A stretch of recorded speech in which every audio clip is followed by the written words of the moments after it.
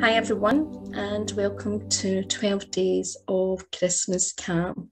My name is Eileen Burns and I'm owner of Stress Coach Training. And I'm so grateful that you have took part in this event and you've had the opportunity, hopefully by now, to be able to access some wonderful, simple and effective tips and tools, and also some of the amazing freebies that some of the practitioners and therapists have provided for this event. Now, in today's video, I want to talk about how we approach a lot of stress in our life and how stress manifests, and particularly at Christmas time. So one of the things that we talk a lot about in stress management is not just about teaching people techniques and how to switch off and relax, but it's really important that we can help people see their life from a different perspective and see their habits from a different perspective, and to make simple changes that removes them from what we call a state of constantly doing and a state of being in a state of anxiety or stress, where they constantly are in what we call this chronic anxiety cycle or the stress cycle. And Christmas time is one of those times where, you know, it's supposed to be a time of, as we say in the 12 days of Christmas calm, it's supposed to be days of calm, peace, joy and love. Often for a variety of reasons, it's not always that, and it can be filled with a lot of anxiety, stress and overwhelm for a variety of reasons. We often put a lot of pressure on ourselves to do things, maybe get things done a certain way. Maybe, you know, we want to do things, we feel we want to get it perfect. And I'm going to give you an example of something that a client said to me many, many years ago. This client explained how, you know, she enjoyed setting up Christmas and getting everything perfect. You know, she wanted the table, it was so important to her that the cutlery and the table mats and everything was so perfect for that day. But she always ended up ill, or she always ended up exhausted, and she didn't end up, the thought of it and the excitement of doing everything for it, preparing everything nice. But when it came to Christmas Day, she would feel stressed, she would feel anxious, she would feel overwhelmed and completely exhausted, and it took the joy out of the actual day.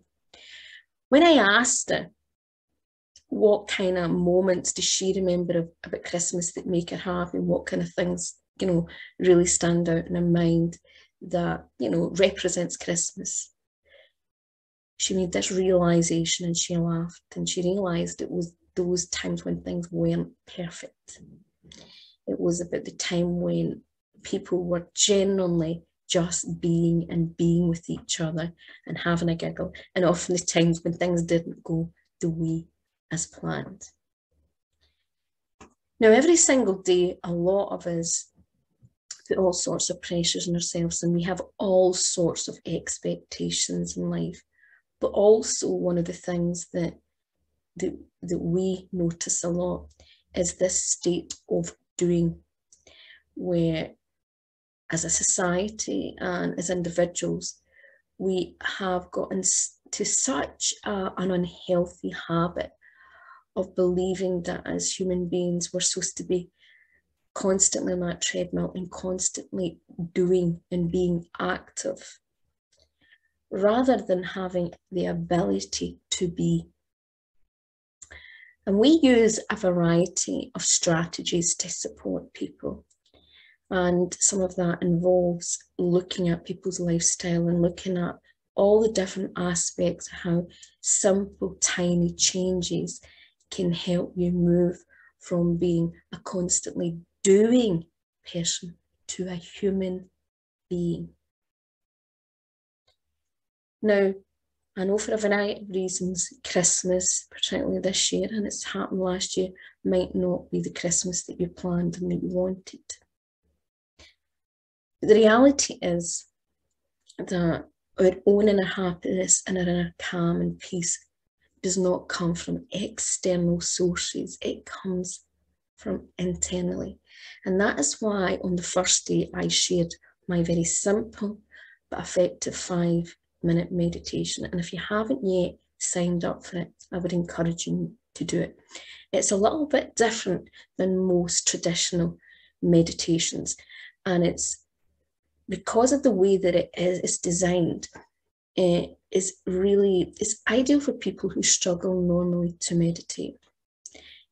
It's ideal for people who struggle to switch off, and it's one of the few meditations that I would ever suggest to someone who's suffering from trauma or recent grief and loss. I'm also going to be sharing you also something else. If you click the download button, I'm going to be giving you access to something that you can print off, and you can put it on your fridge, or you can put it in, on a wall or whatever, or somewhere else, to remind you to pause. And simple things that are more about being than doing. So today is about keeping it simple and about reminding you to move from that human doing into that human being. Have a wonderful Christmas. You'll actually see me very later on in the series, but make sure you have a calm, peaceful and joyful Christmas. There's lots of other tips and tools and freebies coming over the next 6 days. Bye for now.